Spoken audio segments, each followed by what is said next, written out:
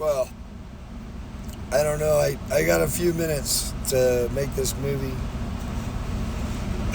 And what it's really about, I mean, like, these are all the things that, I've been thinking about the last couple of days and everything. But I was sitting in a driver's lounge in a truck repair shop in Bismarck, North Dakota. And I had a conversation with a fellow from Oregon. He was wearing a fancy yellow hat, and he liked to ride, or leather hat, and he liked to ride bicycles. His last name was Bice.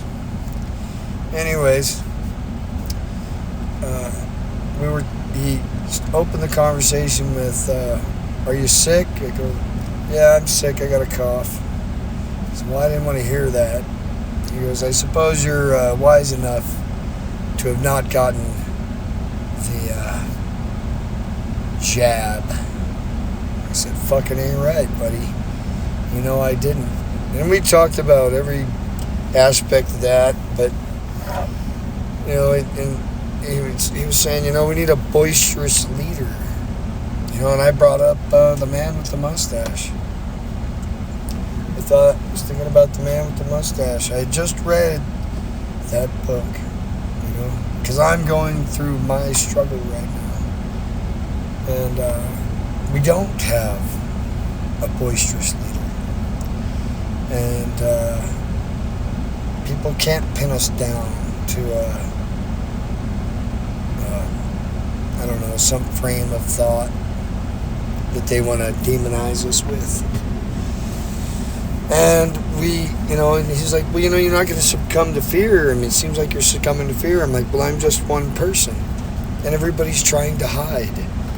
All the places that I go and speak freely, I'm not really speaking freely because those people are very private and they are afraid to step out in the open. They're afraid to reveal who they are or where they live. And they don't want to have a beard. They're worried the Gestapo is going to come by in a black van,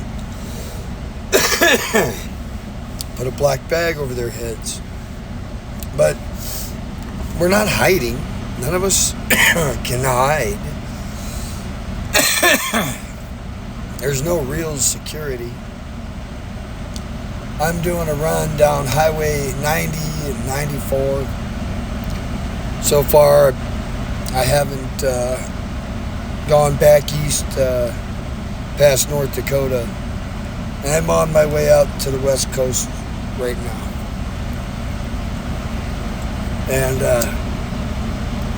I got to talk with some ranchers last night at the bar.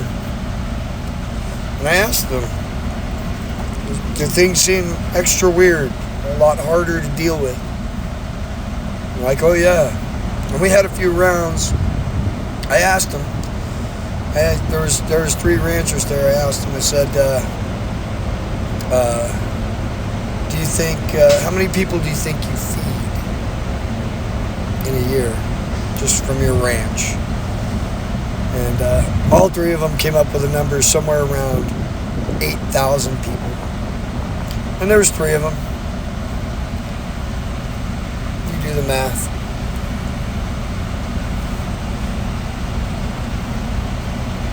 I think 24. That's 24,000 people those 3 men feed.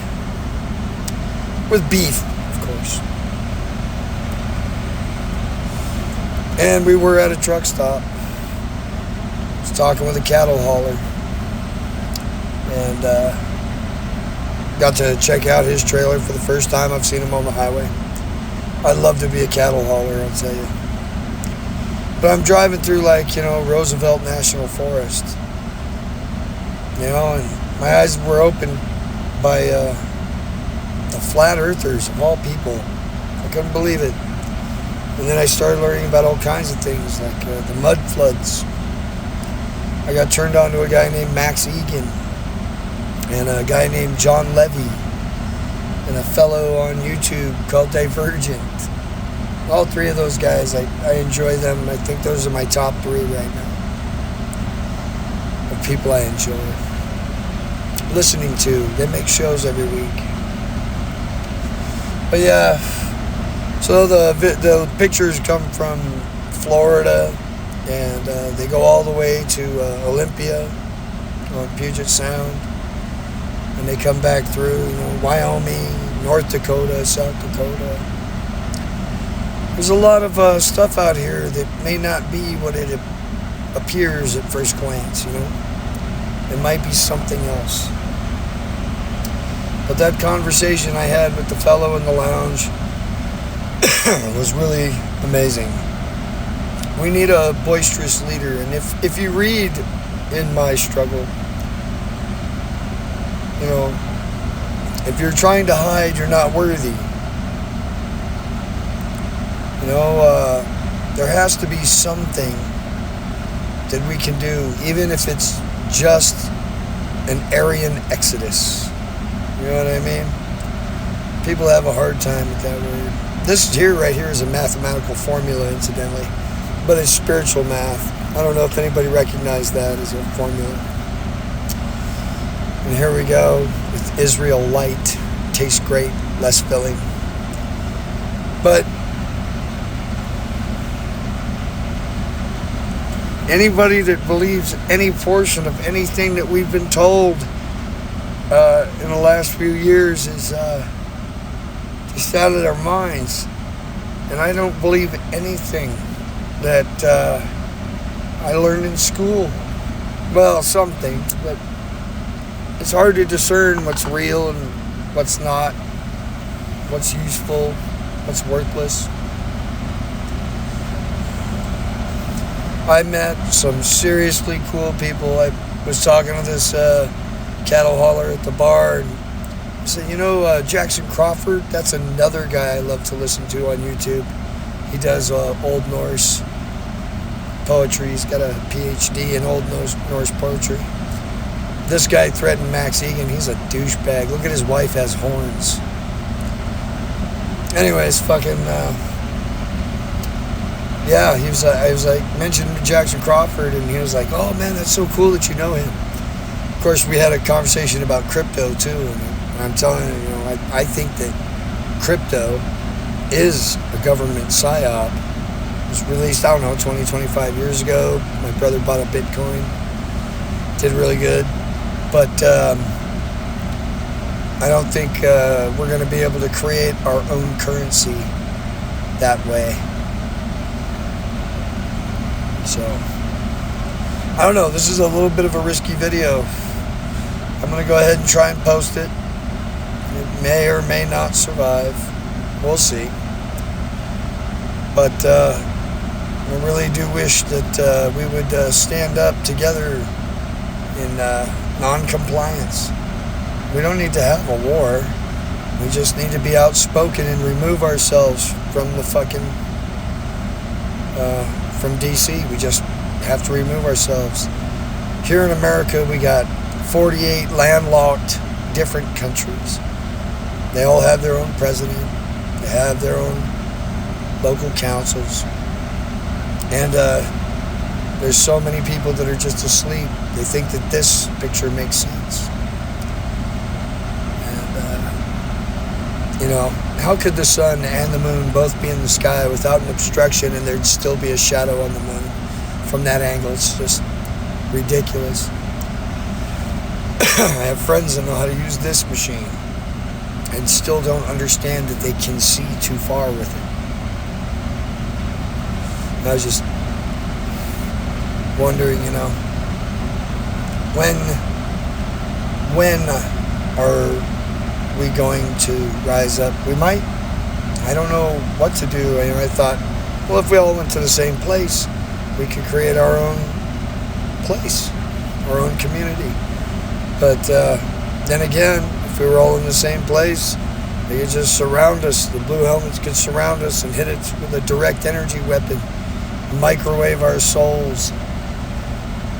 I don't know, man. These adventures that I've been having the last few months have been some of the most fruitful of my life, and I'm trying to compile things and put them together and come up with something coherent. But really, I just want to talk to somebody. And I like company. I like people. I like spending time with people and meeting people I've never met before. And being surprised, like I was by that conversation with the man in the lounge. And Bice. Bice was his name. I know another Bice. Sergeant Major Dick Bice. He was in Korea, Vietnam.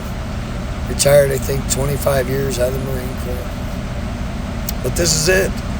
This is reality. This is what happens when you go out and you meet people and, you have conversations. You get to go to amazing places. But only if you can go somewhere. What if you couldn't go anywhere all of a sudden? We experienced that. A lot of us, all of us, experienced a lot of that. So, I don't know. I still got more pictures and I'm running out of words. I was worried that I wouldn't have enough time to get it all out. But we definitely need a bold, loud leader and cohesion for a model.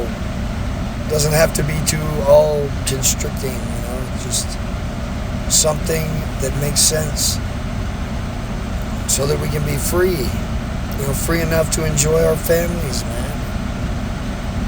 Just free enough. Just free enough. Not liberty verging on license. Just liberty. Liberty. Liberty.